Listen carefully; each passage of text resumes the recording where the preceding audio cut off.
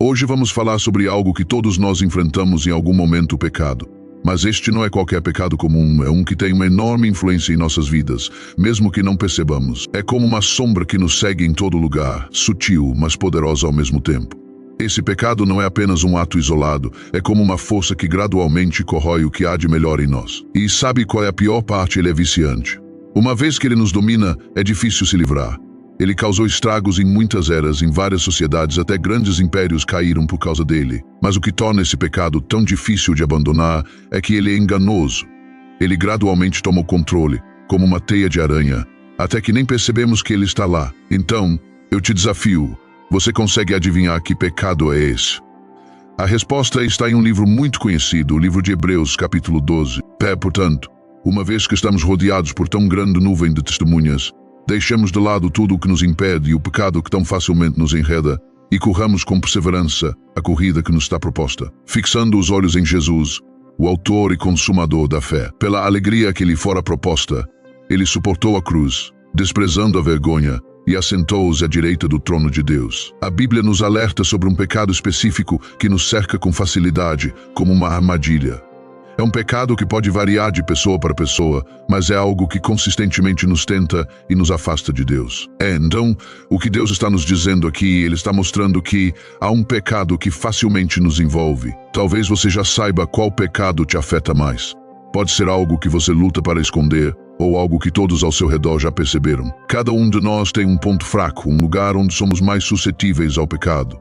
E curiosamente, esse pecado pode não ser o mesmo para todos. Por exemplo, você pode ser tentado por algo que não afeta outra pessoa. É como nos esportes de combate, onde os lutadores estudam seus oponentes antes da luta, assistem a gravações de lutas anteriores, analisam movimentos e procuram por fraquezas. Da mesma forma, precisamos estar cientes de nossos próprios pontos fracos, conhecê-los bem para resistir às tentações e manter nossa fé firme. Analisando essas gravações, lutadores e treinadores podem identificar padrões no estilo de luta do oponente, como suas técnicas preferidas, estratégias defensivas e tendências sob pressão. Eles também podem identificar fraquezas ou vulnerabilidades que o oponente possa ter, como uma tendência a se cansar rapidamente ou uma suscetibilidade a certos tipos de golpes. Essas informações são então usadas para desenvolver um plano de jogo para a próxima luta. Lutadores e treinadores podem ajustar seu treinamento para atacar especificamente as fraquezas do oponente e desenvolver estratégias para explorar as tendências do oponente no ringue. E eu acredito que é isso que Satanás faz com os seres humanos. Satanás te odeia e está determinado a explorar e expor suas fraquezas. Ele assiste às gravações sobre você, o que significa que ele sabe qual pecado te enreda facilmente. Satanás tem um plano para te destruir. Ele nunca vai te tentar com algo que você não tem predisposição para desejar. Não estou dizendo que você só será tentado a cometer esse pecado, no entanto, a oportunidade de cometer o pecado que te enreda facilmente surgirá muito mais do que outros pecados. Pense por um momento qual é esse pecado em sua vida, seja honesto consigo mesmo. Qual é esse pecado para você? É o orgulho. Algumas pessoas estão tão cheias de orgulho que são um pesadelo para lidar. Ninguém gosta de lidar com elas porque elas sempre têm que estar certas. Casadas há 20 anos e nunca estiveram erradas sobre nada. Nunca disseram as duas palavras "estou errado". Não há nada pior do que ser casado com uma pessoa orgulhosa. Porque uma pessoa orgulhosa nunca pode admitir quando está errada, nunca pode admitir quando comete um erro, apenas se agarra mais firmemente às suas crenças. Deus está te dizendo hoje para deixar de lado o orgulho, salvar seu casamento hoje e pedir desculpas ao seu cônjuge. Você terá que prestar contas no dia do julgamento pelo orgulho ao qual se agarrou tão firmemente. Casamentos estão desmoronando, e uma das razões é o orgulho das pessoas. Deus está te dizendo hoje para deixar de lado o orgulho. No entanto, ao mesmo tempo, há pessoas que não lutam com o problema do orgulho. Elas caminham em humildade. Mas isso porque o orgulho não é o pecado que as enreda facilmente. Talvez para você seja o jogo. Vícios em jogos de azar são sérios. Agradeço a Deus que nunca tive problemas com o jogo, mas já convivi com pessoas que tiveram e vi como o jogo pode dominar uma vida. Como pode controlar a mente de alguém. Para um homem adulto com responsabilidades, agir de forma irracional no jogo pode levá-lo a roubar da própria mãe para continuar jogando. Conheci um homem que tinha que ir com sua esposa às casas de apostas, a 50 metros de sua casa, para pedir que não o deixassem entrar se ele aparecesse. Não é apenas uma luta pessoal, afeta famílias, amigos e comunidades inteiras. A atração por ganhos rápidos, a adrenalina de correr riscos, pode cegar uma pessoa para o valor do que ela já tem. A ruína financeira é um resultado comum, mas o custo emocional e relacional é ainda mais devastador. Rompe a confiança dentro das famílias, abala relacionamentos até o ponto de ruptura e pode deixar cicatrizes duradouras em crianças que testemunham o caos. A ironia é que quanto mais alguém pede, mais desesperado fica para recuperar tudo, criando um ciclo vicioso difícil de romper. Esse é o pecado da dependência química.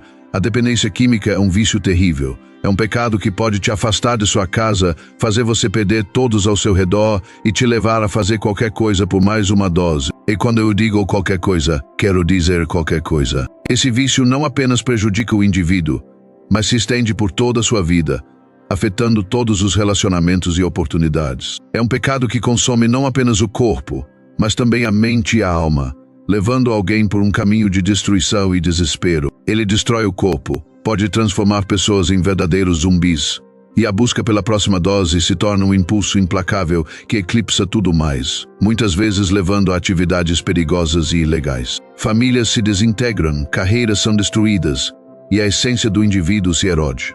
Para você, em sua vida, o pecado que te enreda facilmente é a luxúria. Algumas pessoas que estão me ouvindo agora têm lutado contra a luxúria por décadas.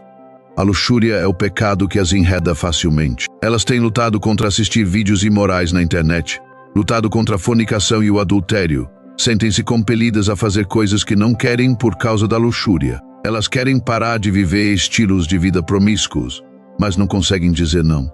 Elas não querem se tocar, mas não conseguem dizer não. Elas não querem ver essas coisas impuras na internet, mas não conseguem dizer não. Elas não querem cometer fornicação, mas não conseguem dizer não. Elas não querem cometer adultério, mas não conseguem dizer não. No entanto, para algumas pessoas, a luxúria não é o pecado que as enreda facilmente. O pecado tem uma natureza enganosa.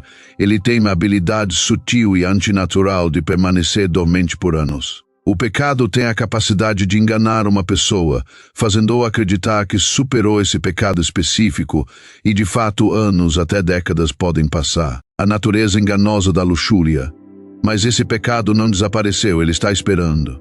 Ele espera as circunstâncias certas para se alinhar. O pecado é paciente.